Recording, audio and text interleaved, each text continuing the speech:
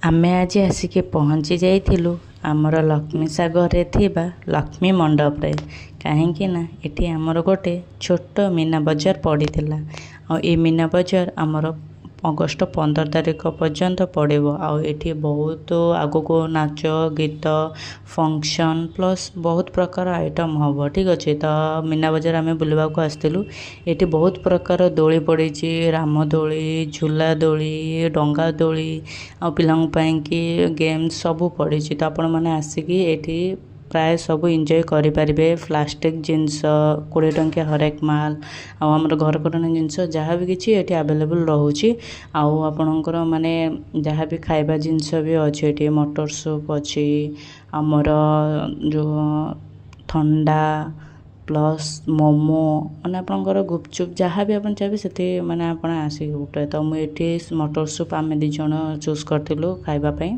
तो सेटा खाइलु बढ़िया लगिला राग होता किंतु बढ़िया टेस्ट लगिला कहीं मो यात्रा को गले केवल मटर सूप ही पिए आउ खाइबी जदि आइसक्रीम खाइबी आउ बाकी किसी खाए ना कहीं तेल जिनस थाए आ बहुत प्रकार थाए तो से आउ किसी खाए ना।